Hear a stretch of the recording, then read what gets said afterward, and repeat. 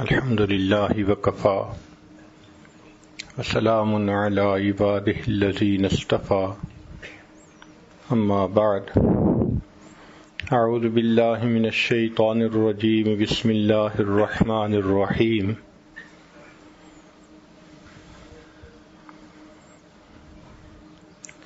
وَإِذَا تُلِيَتْ عَلَيْهِمْ آيَاتُهُ زَادَتْهُمْ إِيمَانًا سبحان ربك رب العزة عما يصفون وسلام على المرسلين والحمد لله رب العالمين اللهم صل على سيدنا محمد وعلى آل سيدنا محمد وبارك وسلم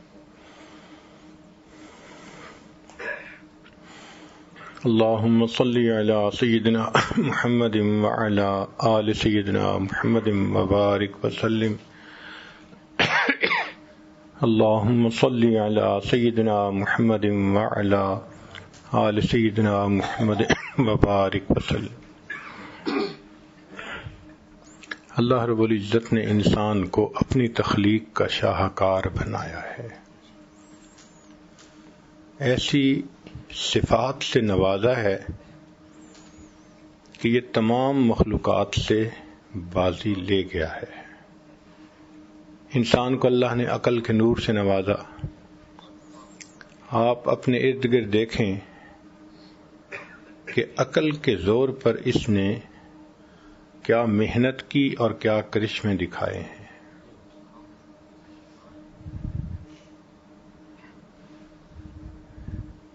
لوہے پر محنت کی تو لوہا قیمتی، مٹی پر محنت کی تو مٹی قیمتی۔ جس چیز پر انسان نے محنت کی وہی چیز قیمتی بن گئی۔ اس کی مثال یوں سمجھ لیجئے کہ سلیکون ریت کو کہتے ہیں۔ سلیکون سے آج ایسے انٹیگریٹڈ سرکٹ بنائے جا رہے ہیں کہ ان کی قیمت ہم وزن سونے سے بھی زیادہ ہوتی ہے۔ یعنی آئی سی سرکٹ کی قیمت اس کے وزن کے حساب سے دیکھیں تو برابر کے وزن کا سونا سستا اور وہ انٹیگریٹڈ سرکٹ مہنگا۔ یوں ہم کہہ سکتے ہیں کہ آج کے انسان نے مٹی پر محنت کی اور اسے سونے سے بھی زیادہ قیمتی بنا لیا، دگنی پرائز پہ بک رہی ہے۔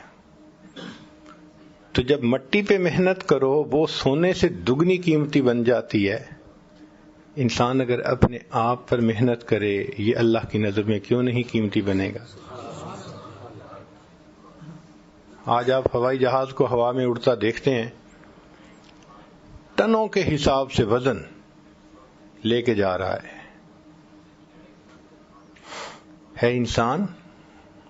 اگر تو نے لوہے پر محنت کی اور لوہے کو پرواز نصیب ہو گئی، اگر تو اپنے اوپر محنت کرے تو تجھے کیوں نہیں روحانی پرواز نصیب ہوگی؟ مگر آج ہماری محنت کا رخ باہر کی طرف ہے، اندر کی طرف نہیں ہے۔ اس لیے باہر ہر طرف ترقی ہو رہی ہے، نئی سے نئی چیزیں بن رہی ہیں۔ مکان دیکھو تو پہلے سے زیادہ خوبصورت، گاڑیاں دیکھو تو پہلے سے زیادہ اعلیٰ، جس چیز کو دیکھو وہ پہلے سے بہترین بنتی چلی جا رہی ہے۔ لیکن اگر انسان اپنے آپ کو دیکھے تو اس کے اندر انسانیت پہلے کی نسبت گھٹتی چلی جا رہی ہے۔ ڈھونڈنے والا ستاروں کی گزرگاہوں کا اپنے افکار کی دنیا میں سفر کر نہ سکا، جس نے سورج کی شعاؤں کو گرفتار کیا زندگی کی شب تاریک سحر کر نہ سکا۔ ساری دنیا کو کمکموں سے روشن کرنے والا انسان من میں اندھیرا لیے پھرتا ہے۔ اپنے ہی من میں اندھیرا ہے تو باہر کی روشنی کا کیا فائدہ ہوگا؟ تو محنت کا میدان صرف مادہ نہیں ہے، انسان کو اپنا دل یہ محنت کا میدان بنانا چاہیے تاکہ اپنے اندر سے صفات نکلیں۔ یہ جو ہمارے مشائخ دل پر محنت کرواتے ہیں، اس کا کیا مقصد ہے؟ کہ اے انسان تیرے اندر اللہ نے خوبصورتی رکھی ہے، اس اندر کی خوبصورتی کو تو باہر نکال ذرا۔ انسان مائنز پہ محنت کرتا ہے نا تو گولڈ نکالتا ہے، کاپر نکالتا ہے، قیمتی چیزیں نکالتا ہے۔ ایسے اپنے دل کی زمین پر محنت کرے تو کہیں اندر سے خوش خلقی نکلے گی، کہیں سے عاجزی نکلے گی، کہیں سے اندر سے ہمدردی نکلے گی، کہیں سے پاک دامنی نکلے گی۔ یہ چیزیں ہیں جو انسان کو اللہ کی نظر میں قیمتی بنا دیتی ہیں۔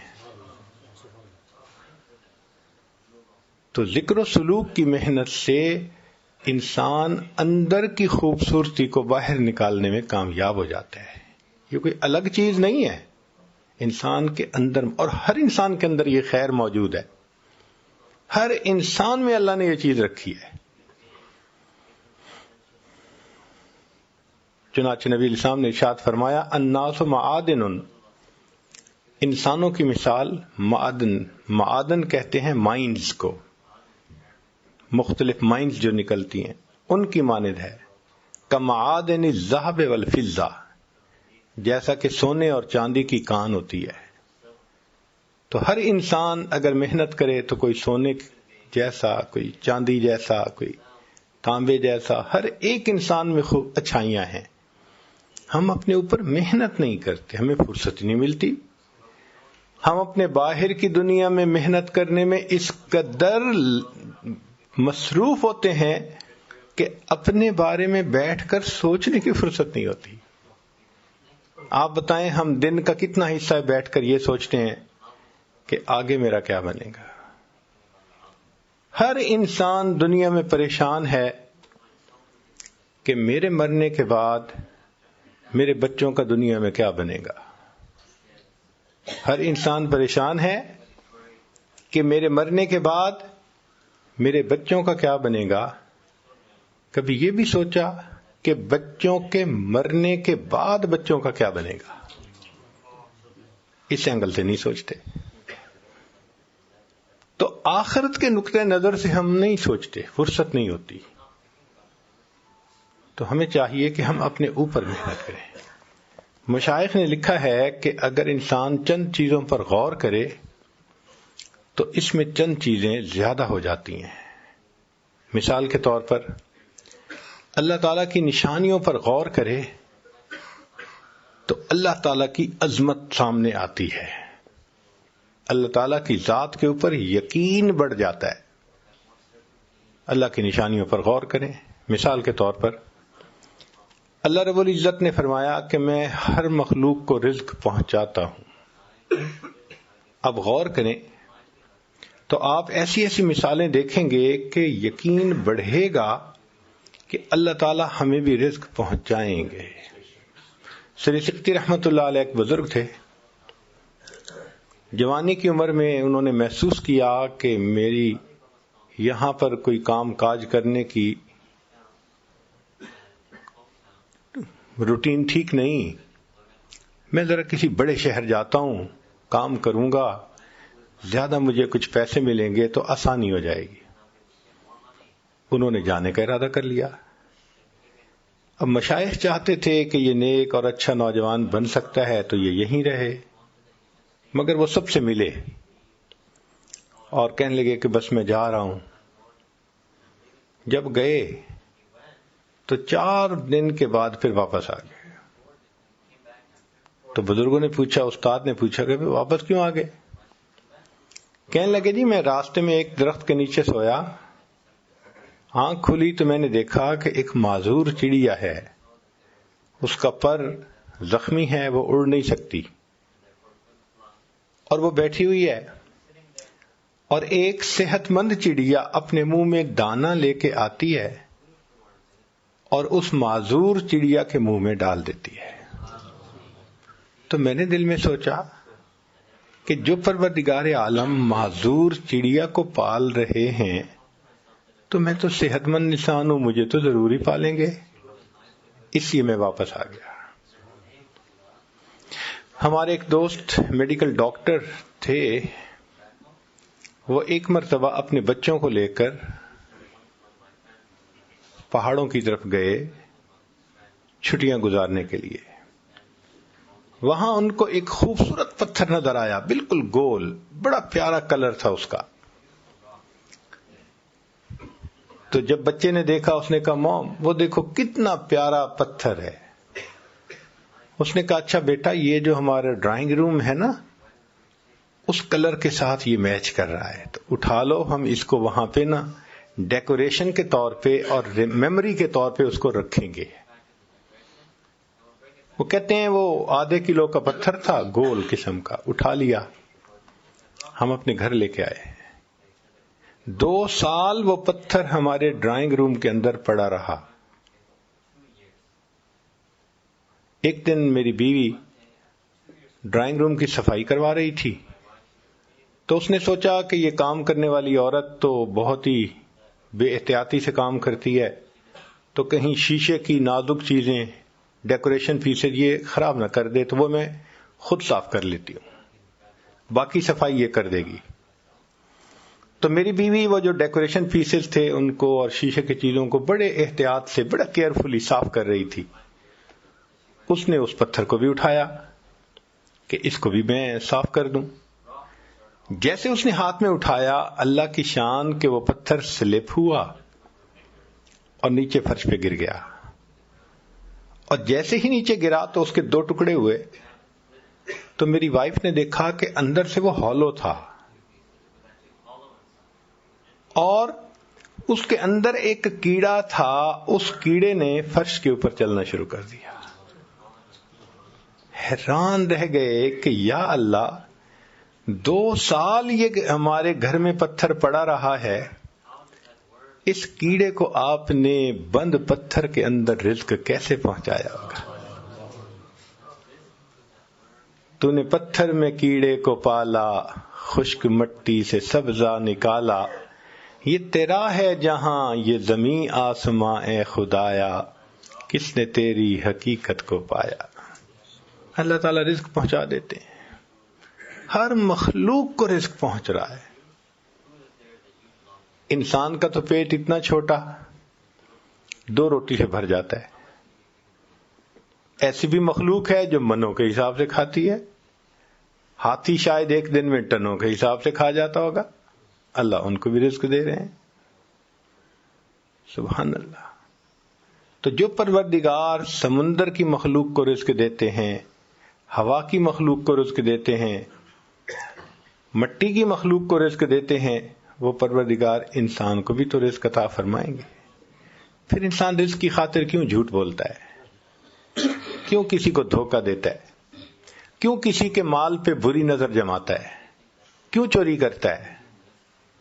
جب رزق ہمیں مل کے رہے گا، اللہ نے فیصلہ کر دیا، تو ہمیں چاہیے کہ ہم امانت داری اور دیانت داری کی زندگی گزاریں. یقین نہیں ہے، دل میں یقین کی کمی ہے، تو اللہ تعالیٰ کی نشانیوں پہ غور کریں تو پھر یقین بڑھ جاتا ہے. ہم لوگ ایک مرتبہ امریکہ میں ایک ایکویریم دیکھنے کے لیے گئے. اس میں مچھلیاں ہی مچھلیاں. اللہ، وہ کوئی 5 سٹوریڈ ایکویریم تھا اور اس کی چھت کے اوپر انہوں نے ایک جنگل بنایا ہوا تھا، یعنی مٹی ڈال کے اس میں بڑ کے درخت، بڑے بڑے درخت لگائے ہوئے تھے 5ویں منزل پہ. اور اس میں انہوں نے ڈولفن اور ویلز اور یہ بھی رکھی ہوئی تھی. عجیب و غریب مخلوق اللہ کی.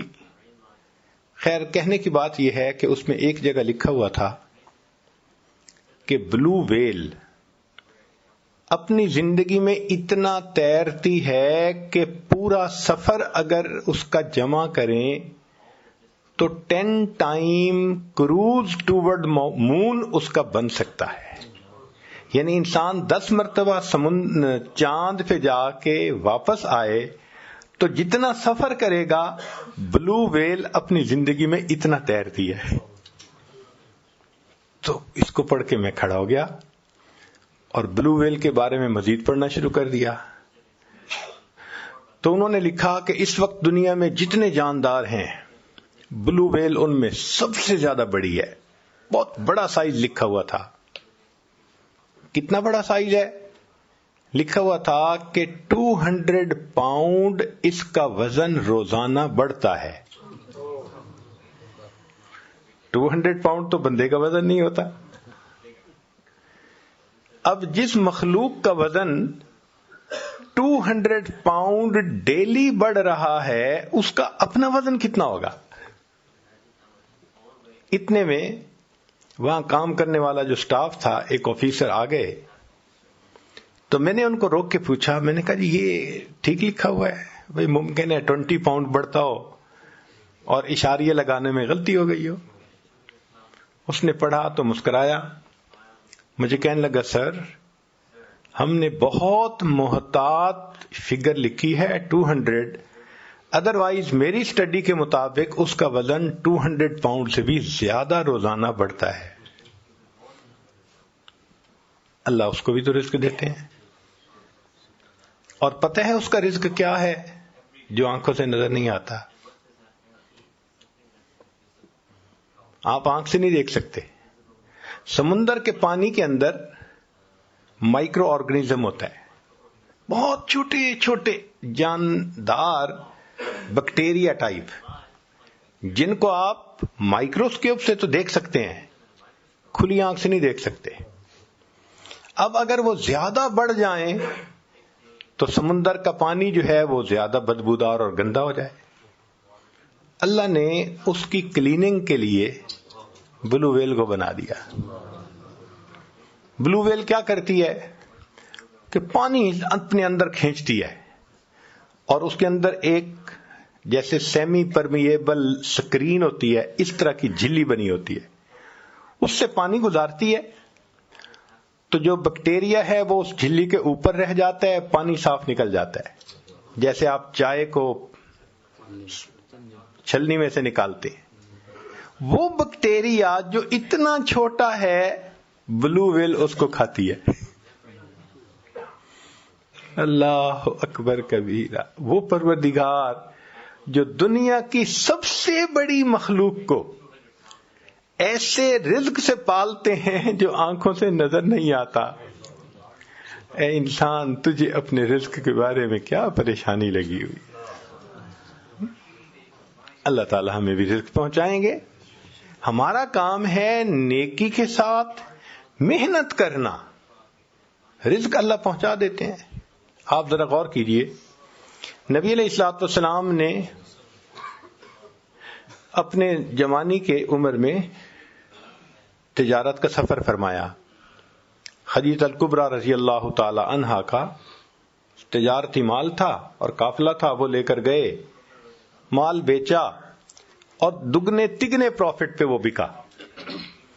تو خدیجہ الکبریٰ رضی اللہ تعالی عنہا نے اپنے ایک غلام کو بھی ساتھ کر دیا تھا کہ یہ واپس آ کر مجھے ذرا صحیح حالات سنائے گا.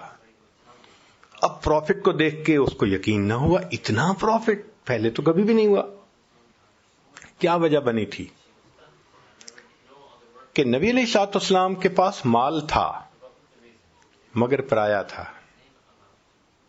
مال تھا مگر پرایا تھا. مگر نبی علیہ السلام کے پاس صداقت اپنی تھی، دیانت اپنی تھی، عدالت اپنی تھی. نبی علیہ الصلوۃ والسلام نے اپنی ان صفات کو پرائے مال پر لگایا، اللہ نے اس کو تگنا چوگنا کر دیا. اے انسان، تو اپنی ان صفات کو اپنے مال پہ لگائے گا، اللہ تیرے مال میں برکت کیوں نہیں عطا فرمائیں گے؟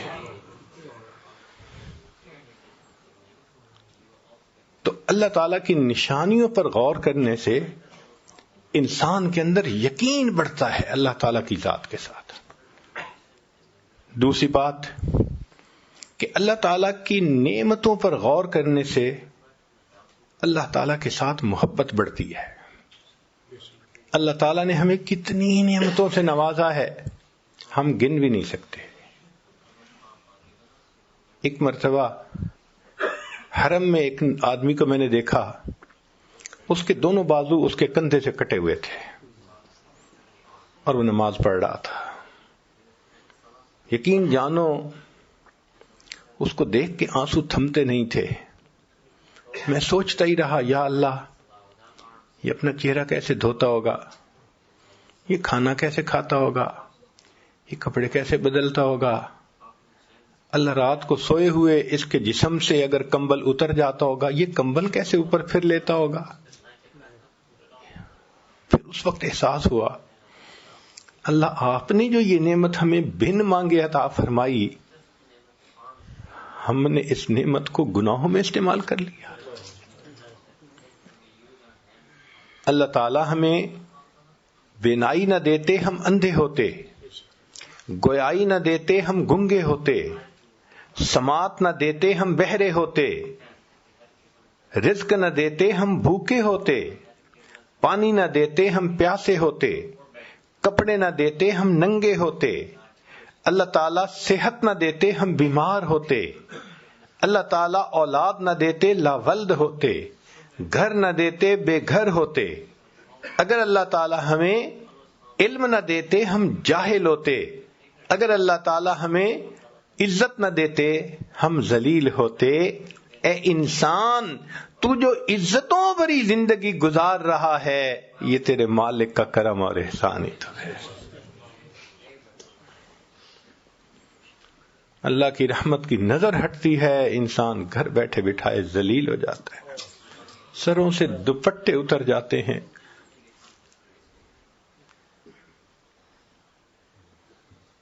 اللہ اکبر کبیرہ۔ ایک وقت ہوتا ہے مٹی کو ہاتھ لگائے سونا بنتی ہے، اور جب دن پلٹتے ہیں پھر کہتے ہیں حضرت آج تو سونے کو بھی ہاتھ لگائیں تو مٹی بن جاتا ہے۔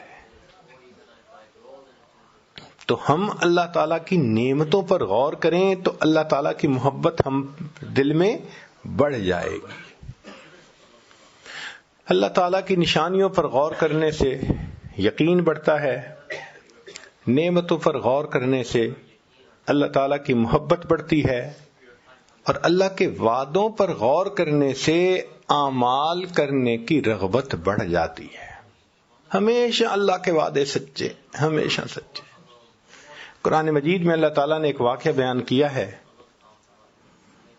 وَأَوْحَيْنَا إِلَىٰ أُمِّ مُوسَىٰ أَنْ أَرْضِعِيهِ، اور ہم نے وحی کی موسیٰ علیہ السلام کی والدہ کی طرف کہ تو اپنے بیٹے کو دودھ پلا، فَإِذَا خِفْتِ عَلَيْهِ، اور اگر تجھے بیٹے کے بارے میں ڈر لگے کہ اس کو پولیس والے پکڑ کے لے جائیں گے، قتل کر دیں گے، فَأَلْقِيهِ فِي الْيَمِّ، تو تم اپنے بیٹے کو دریا میں پھینک دینا، فَلْيُلْقِهِ الْيَمُّ بِالسَّاحِلِ، پھر یہ تیرا بیٹا دریا اس کو کنارے پر لگا دے گا، ساحل پہ لگے گا، مگر یاخذہ عدو لی و عدو اللہ، اس کو وہ بندہ پکڑے گا جو بچے کا بھی دشمن، اللہ فرماتے ہیں میرا بھی دشمن، مگر ساتھ کہہ دیا ولا تخافی ولا تحزنی، تم نے خوف زدہ بھی نہیں ہونا،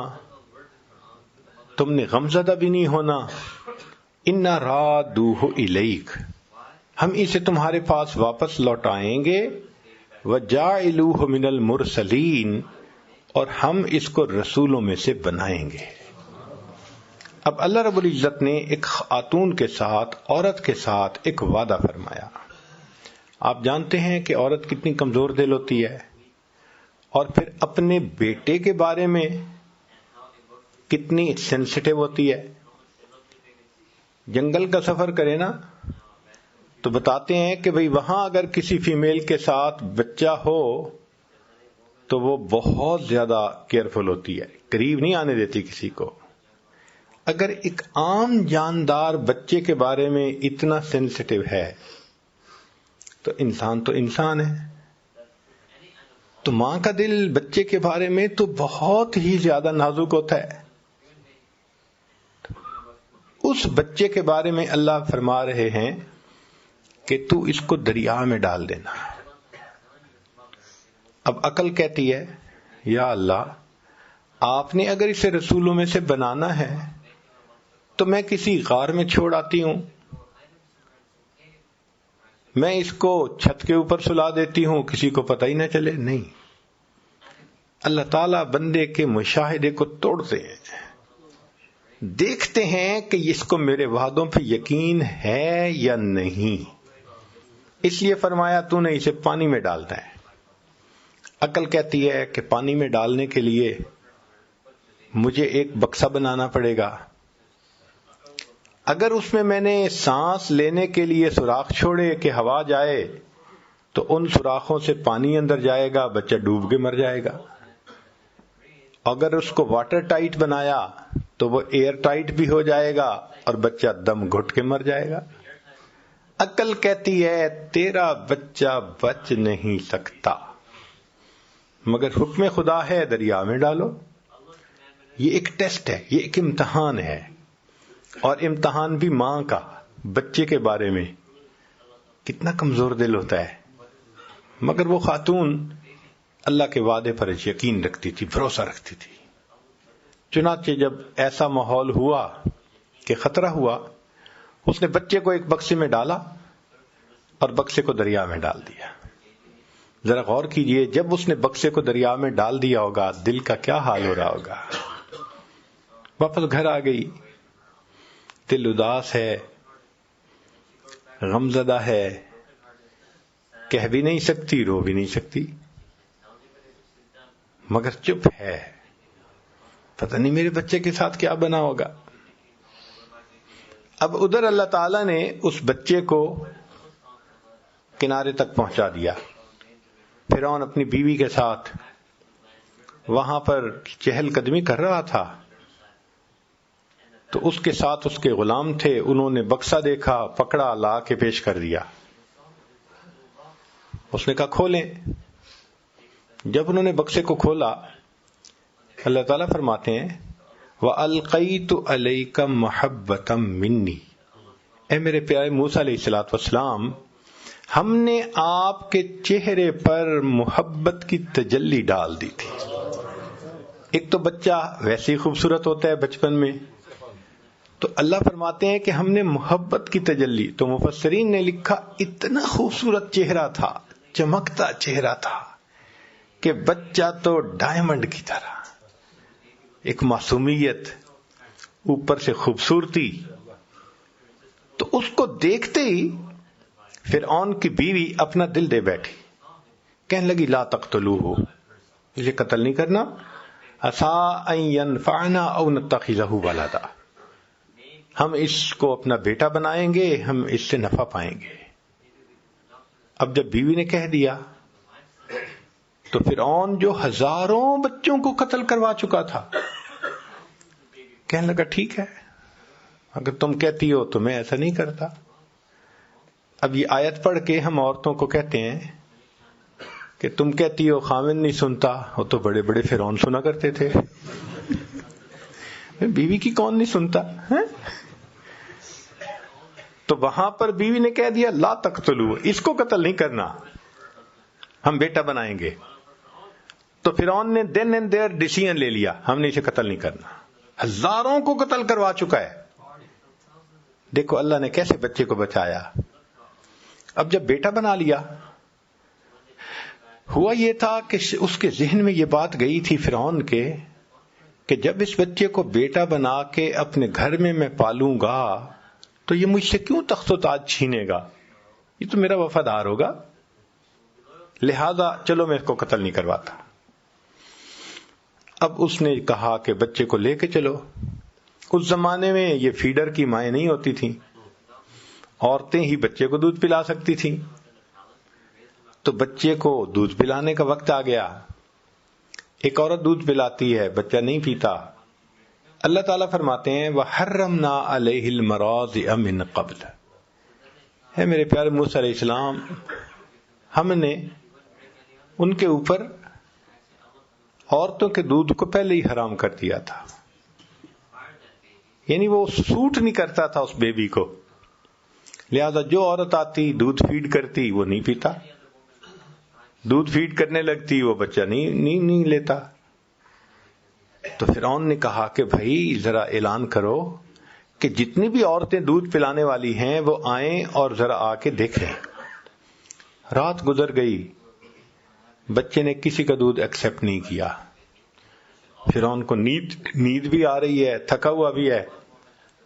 اب وہ وش کرتا ہے کہ کسی عورت کا دودھ یہ ایکسپٹ کرے تو ہمارا مسئلہ حل ہو، مگر بچہ رو رہا ہے. بیوی سے رونا نہیں دیکھا جاتا اور اس سے بیوی کی پریشانی نہیں دیکھی جاتی، اور عورتیں آ رہی ہیں مگر ان کا دودھ بچہ قبول نہیں کرتا. ساری رات گزر گئی. اللہ تعالیٰ فرماتے ہیں وَأَصْبَحَ فُؤَادُ أُمِّ مُوسَىٰ فَارِغًا، اور موسیٰ علیہ السلام کی والدہ نے جو وہ رات گزاری بڑے بے تابی میں، اور اس نے غم زدہ دل کے ساتھ صبح کی. ان قادت لتبدی بھی لولا اربتنا علی قلبها، اگر ہم اس کے دل کو گرا نہ دیتے تو وہ تو اپنا راز کھول بیٹھتی. کیا مطلب؟ رو لیتی، لوگوں کو پتہ چل جاتا کہ وہ گمشدہ بچہ اسی کا ہے. اللہ فرماتے ہیں ہم نے دل کو گرا دے دی، تسلی دے دی. وہ روئی نہیں مگر غمزدہ تو تھی. صبح اٹھ کے بیٹی سے کہنے لگی، موسیٰ علیہ السلام کی جو بہن تھی، لڑکپن میں تھی وہ بھی، بیٹی جاؤ ذرا دیکھو بھائی کس حال میں ہے. وہ بچی دوڑی ہوئی گئی اور اس نے جا کے وہاں جو حالات دیکھے کہ ایک عورت دودھ پلانے لگتی ہے، بچہ نہیں قبول کرتا، پھر دوسری دودھ پلاتی ہے، پھر تیسری، ایک لائن لگی ہوئی ہے. تو جب اس نے یہ دیکھا تو اس نے فرعون کو کہا هل ادلکم علی اہل بیت یکفلونہ لکم وہم لہ ناصحون، کیا میں تمہیں ایسے گھر والوں کے بارے میں نہ بتاؤں کہ جو اس کی کفالت بھی کریں گے، دودھ بھی پلائیں گے اور بڑے ہمدرد بھی ہوں گے. تو فرعون کے دل میں کھٹکا تو ہوا، کیوں یہ کہہ رہی ہے؟ تو اس نے سر کے بالوں سے پکڑا، اے لڑکی تو کیوں کہہ رہی ہے ایسے؟ اس نے کہا جی ہم آپ کی رعایا ہیں، ہم آپ کی خیر خواہی نہیں کریں گے تو کون کرے گا؟ اس نے کہا بات تو ٹھیک ہے، لے آؤ جس کو لاتی ہو. موسیٰ علیہ السلام کی بہن دوڑی ہوئی آئی اور آ کے امی چلو چلو بچہ دودھ نہیں پی رہا. تو ماں آ گئی. اب جب ماں نے دودھ پلایا تو موسیٰ علیہ السلام نے پینا شروع کر دیا، بچے نے فوراً پینا شروع کر دیا. ایک شور مچ گیا، ایک عورت کا دودھ بچے نے ایکسپٹ کر لیا. وہ فرعون کو تو پہلے ایگزرٹ ہو چکا تھا، ایگزاسٹڈ تھا، سونا چاہتا تھا. وہ بدبخت تو سننا چاہتا تھا کہ بچہ دودھ قبول کرے تو میری جان چھوٹے. جب اس کو نیوز ملی نا، کہنے لگا ہاں بالکل ٹھیک ہے، اس عورت کو جانے نہیں دینا، میں سونے جا رہا ہوں. لو جی، عورت کو گھر میں رکھ لیا گیا. عورت دودھ پلاتی ہے، بچہ خوشی سے پی لیتا ہے. اب بچہ خوش ہو کے ہنستا ہے، کھیلتا ہے، سب بہت مطمئن ہے. تیسرا دن ہوا تو موسیٰ علیہ السلام کی والدہ نے فرعون سے کہا کہ دیکھو بھائی، اپنا گھونسلہ اپنا، کچا ہو یا پکا، میں تو اس محل میں نہیں رہ سکتی، میں تو اپنے گھر واپس جا رہی ہوں. جب وہ واپس جانے لگی اور فرعون نے دیکھا کہ یہ رکے گی نہیں، کہتے اچھا سنو، ہمارے بیٹے کو بھی ساتھ لے جاؤ، اس کو دودھ تم وہاں پلاتی رہنا، ہم تیری تنخواہ وہیں پہ بھیج دیا کریں گے.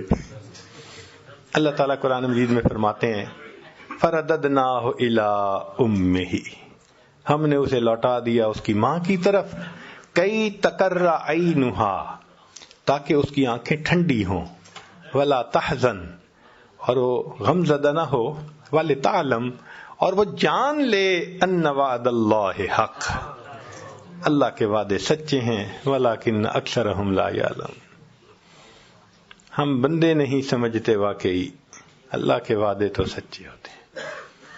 آپ کہیں گے جی بڑی دور کی مثال ہے، قریب کے زمانے کی مثال دیکھنی ہے تو نبی علیہ الصلوۃ والسلام کی مثال دیکھ لیجیے. مکہ مکرمہ میں شروع میں کیا حالات تھے؟ جو کلمہ پڑھتا تھا اسی کو مار پڑتی تھی، کسی کے سینے پہ چٹان رکھ دی جاتی تھی، کسی کو ریت پہ گھسیٹا جاتا تھا، کسی کو مارا جاتا تھا.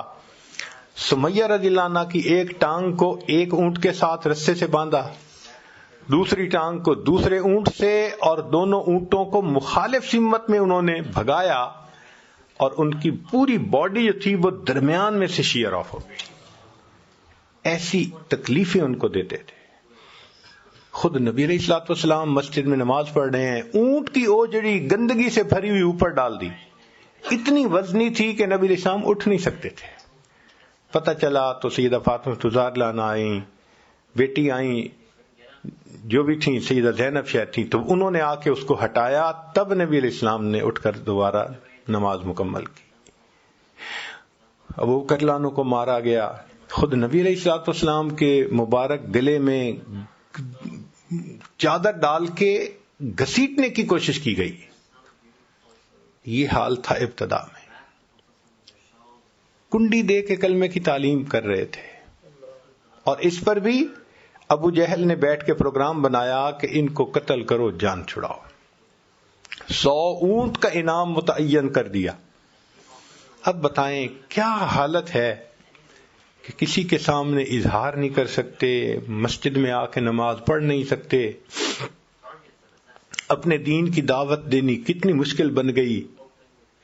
اور اس وقت اللہ تعالیٰ وعدہ فرماتے ہیں کہ اے میرے حبیب صلی اللہ علیہ وسلم، آپ یہاں سے ہجرت کر جائیے، ان الذی فرض علیک القرآن لرادک الی معاد، جس ذات نے آپ پہ قرآن کو نازل کیا وہ آپ کو دوبارہ اسی جگہ پر واپس لوٹائے گا۔ یقین نہیں آتا آنکھوں کو، عقل سوچنے سے عاجز ہے۔ جہاں ہر گھر میں دشمن ہیں، اپنے دشمن بن گئے ہیں اور جان کے پیاسے بن گئے ہیں، یہاں اللہ فرماتے ہیں کہ ہم تمہیں لوٹائیں گے۔ تو اللہ کے حبیب صلی اللہ علیہ وسلم نے ہجرت کا ارادہ کر لیا اور بیت اللہ پر آخری نظر ڈالی، اور بیت اللہ پر نظر ڈالتے ہوئے محبوب صلی اللہ علیہ وسلم کی آنکھوں میں آنسو تھے۔ فرمایا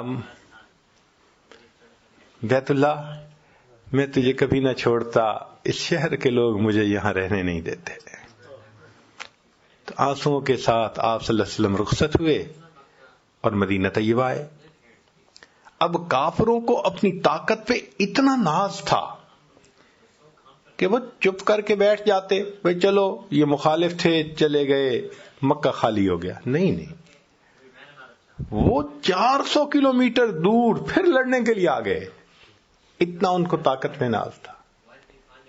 پھر اللہ تعالیٰ کی شان دیکھیں، چند سال گزرے کہ بالآخر ہجرت کے 10 سال کیا ہوا، نبی علیہ السلام فاتح مکہ بن کر مکہ مکرمہ میں داخل ہو رہے ہیں اور فرماتے ہیں الحمدللہ وحدہ، سب تعریفیں اللہ کے لیے ہیں، نصر عبدہ، اس نے اپنے بندے کی مدد کی، وحزم الاحزاب وحدہ، اور اس ایک اللہ نے سب کو شکست عطا فرمایا۔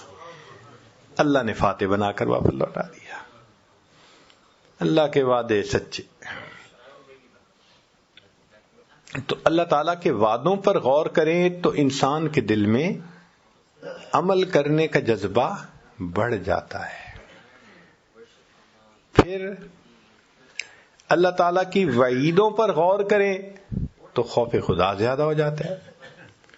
اللہ تعالیٰ کی وعیدیں، یعنی اللہ تعالیٰ نے جو اپنے عذاب کے بارے میں بتایا ہے نا کہ جو انسان گناہ کرے گا تو میرا ایسے عذاب آئے گا، اس پہ غور کرے۔ ہم نے اپنی زندگی میں دیکھا ہے، جس کو شراب کی عادت پڑی اس کی زندگی میں بربادی آنکھوں سے دیکھی گئی۔ جس بندے کو زنا کی عادت پڑی وہ مختلف بیماریوں کا لازمن مجموعہ بنا۔ حدیث پاک میں آتا ہے جو زنا کرتا ہے اس کی عمر گھٹا دی جاتی ہے۔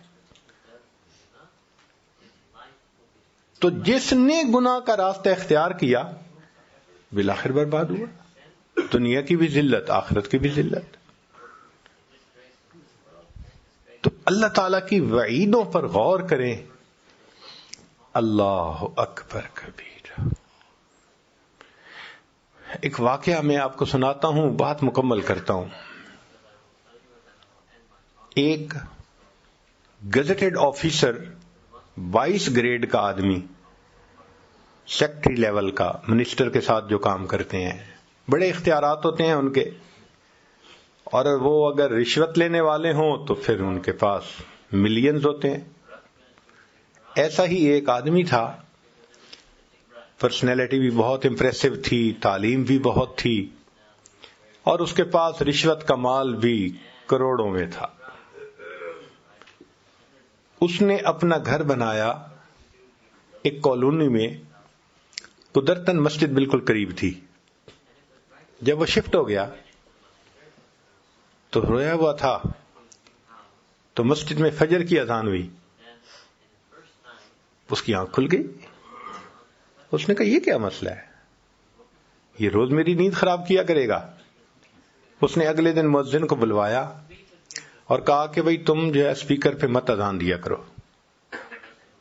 مؤذن نے نمازیوں کو بتایا تو نمازیوں نے کہا بھائی ہم بوڑھے ہیں، ہم تو گھڑی بھی نہیں دیکھ سکتے، اذان کے انتظار میں ہوتے ہیں، اذان ہوتی ہے تو ہم مسجد میں آتے ہیں اور ساری مسلمانوں کی آبادی ہے، کیا مسئلہ ہے تمہیں، کیوں تم اذان نہیں دیتے؟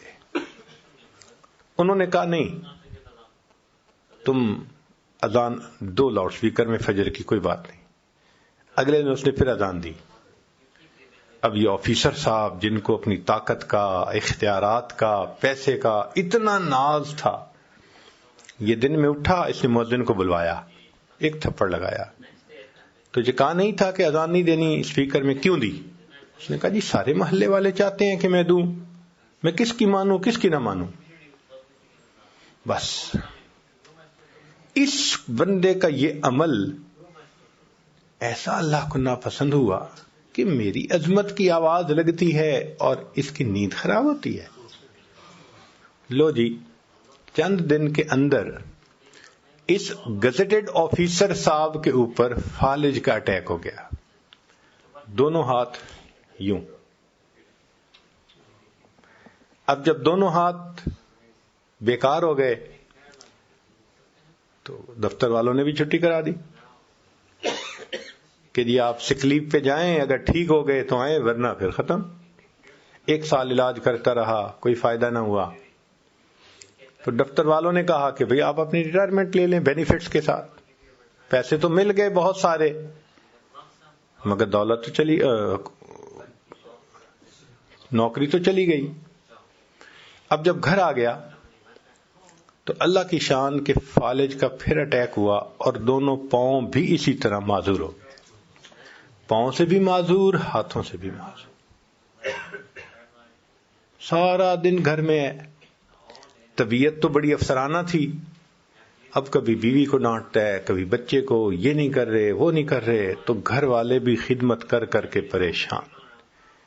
ایک دن بیوی کو جو ڈانٹا، اس نے کہا دیکھیں میں تمہاری خدمت کر کر کے صحت خراب کر چکی ہوں، مگر تمہاری زبان سے کبھی شکریہ کا لفظ تو نہیں نکلا، ذرا سی بات پہ تم بیجا گالیاں نکالتے ہو.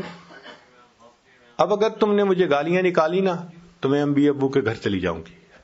اس نے اور گالیاں نکالی، وہ بچوں کو لے کے گھر چلی گئی اکیلا. اس نے اپنے بھائی کو پیغام بھیجا کہ بھئی بیوی تو مجھے چھوڑ کے چلی گئی، تو تم جو ہے میرے کیئر ٹیکنگ کرو. تو بھائی نے اسے اپنے گھر بلوا لیا. بھائی کی بیوی بچے وہ سب اس کی خدمت کرتے، مگر طبیعت تو بگڑی ہوئی تھی نا، شاہانہ طبیعت تھی، افسرانہ طبیعت تھی. غصہ کرنا، ڈانٹنا، گالی نکالنا وہ تو معمول تھا. وہاں بھی اس نے یہی حساب کیا. تو ایک دن بھائی کی بیوی کو جو گالی نکالی تو اس نے اپنے خامن سے کہا کہ یا اسے گھر میں رکھ لو یا پھر مجھے رکھ لو. تو بھائی نے کہا کہ بھئی دیکھو میں نے آپ کو منع کیا تھا کہ یہ آپ کی خدمت کر رہے ہیں میرے بیوی بچے، تو تم بجائے اس کے کہ ان کا احسان مانو اور ان کے ساتھ اچھا سلوک رکھو، تم ایسے ڈانٹتے ہو جیسے معلوم نہیں انہوں نے کیا جرم کر لیا. اس نے بھائی کو بھی ڈانٹنا شروع کر دیا، تم زن مرید بن گئے ہو، تم فلاں ہو گئے ہو. جب بچوں نے دیکھا کہ ہمارے ابو کو ڈانٹ رہے ہیں تو وہ تو نہیں سن سکتے تھے. لو جی، انہوں نے اس کی چارپائی سے اس کو اٹھایا اور باہر لا کر سڑک کے کنارے ڈال دیا کہ تو جان اور تیرا کام جانے. اب ہاتھ بھی کام نہیں کرتے، پاؤں بھی کام نہیں کرتے، اس کے پاؤں دونوں سینے کے ساتھ لگے ہوئے ہیں، ہاتھ بھی سینے کے ساتھ لگے ہوئے ہیں، زندہ لاش ہے ایک طرح سے. سڑک کے کنارے پڑا ہے. رات تو گزر گئی، صبح ہوئی تو بھوک بھی بہت لگی ہوئی ہے. اب سوچ رہا ہے کہ میں کیا کروں، کوئی ہے بھی نہیں. جب بہت بھوک لگی، اللہ کی شان کہ جو 7 لوگ گزر رہے تھے نا پیدل، ان سے اس نے بھیک مانگنی شروع کر دی. اللہ کے نام پہ مجھے کچھ دے دو، اللہ کے نام پہ مجھے کچھ کھلا دو. جس اللہ کا نام سن کے یہ کہتا تھا میری نیند خراب ہوئی، آج اسی اللہ کے نام کی بھیک مانگ رہا ہے، سڑک پہ پڑا ہوا. ایک نوجوان گزرا، اس نے اس کو 10 روپے دیے. کہتے میں 10 روپے کو کیا کروں، نہ میرے ہاتھ کام کرتے ہیں نہ پاؤں کام کرتے ہیں، آپ مجھے پلیز کہیں سے کھانا لا کے کھلائیں. اس نے کہا میرے پاس تو اتنی فرصت نہیں، میں تو اسکول پہنچنا ہے. اور آدمی گزرا، تیسرا گزرا. ایک نے کہا اچھا میں تمہارے لیے کھانا لاتا ہوں، روٹی لا کے دیتا ہوں. وہ گیا اور قریب والے ہوٹل سے روٹی اس نے خریدی اور روٹی خرید کر اس کو دی. اس نے کہا مجھے کھلائیں. اس نے کہا بھائی میرے پاس اتنا ٹائم نہیں ہے، میں نے لا کے دے دی ہے، اب تو خود کھائیں. کہنے لگا میں تو کھا نہیں سکتا. اس نے کہا جی میں یہاں رکھ دیتا ہوں. کہنے لگا رکھو نہیں، مجھے دے دو. اب ہاتھ بند تھے، ہاتھ میں روٹی لے نہیں سکتا تھا.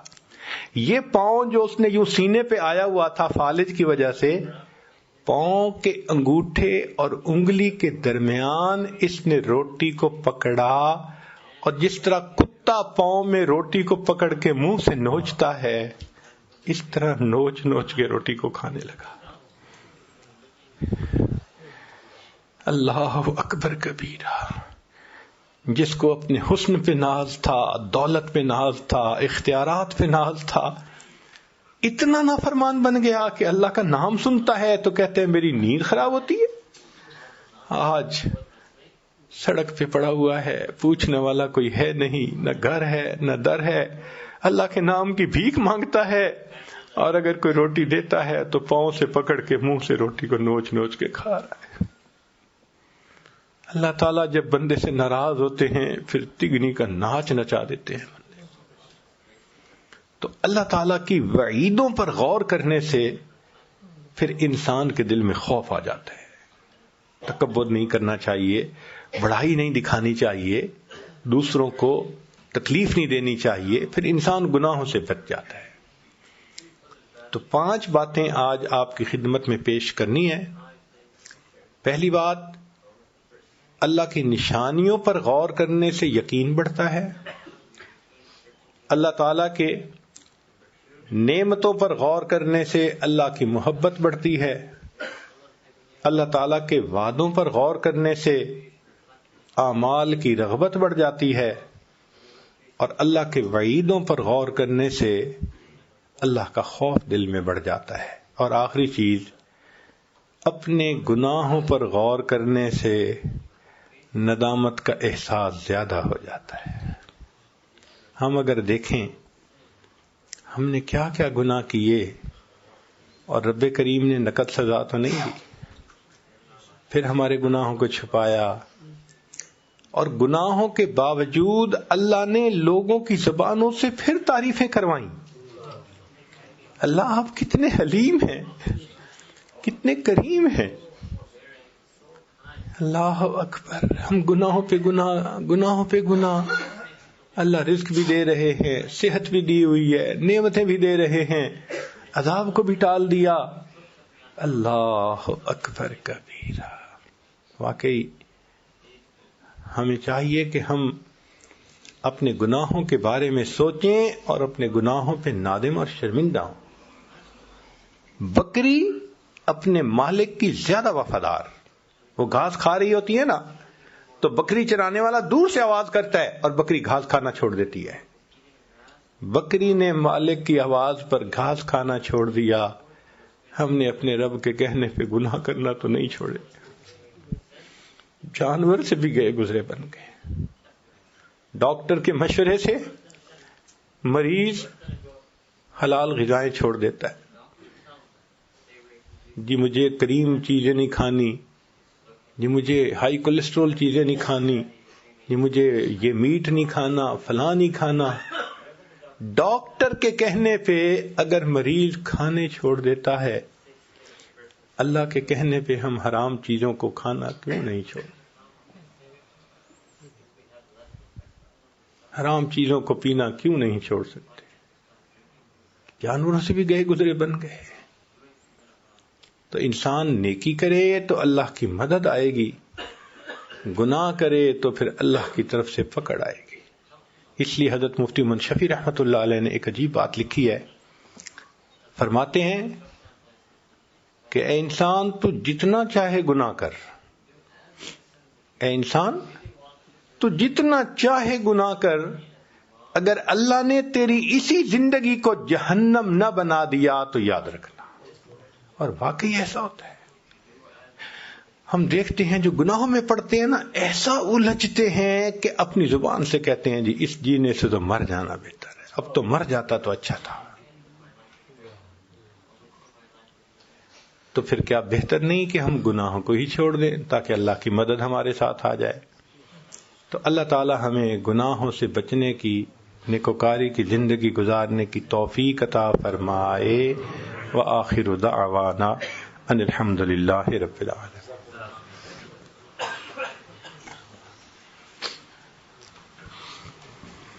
سبحان ربی العلی وحاب. اللہم صلی علی سیدنا محمد وعلی آل سیدنا محمد وبارک وسلم. اے کریم پروردگار، ہم آپ کے عاجز مسکین بندے ہیں، ہمارے گناہوں کو معاف فرما، خطاؤں سے درگزر فرما، عیبوں کی پردہ پوشی فرما. اللہ ہماری نگاہوں کو پاک فرما، دلوں کو صاف فرما، سینوں کو اپنی محبت سے لبریز فرما. اپنے عشق کی آتش ہمارے سینوں میں پیدا فرما، ہمارے انگ انگ سے اپنے ذکر کو جاری فرما، روئے روئے سے اپنے ذکر کو جاری فرما، ہڈی ہڈی بوٹی بوٹی میں اپنی محبت پیدا فرما.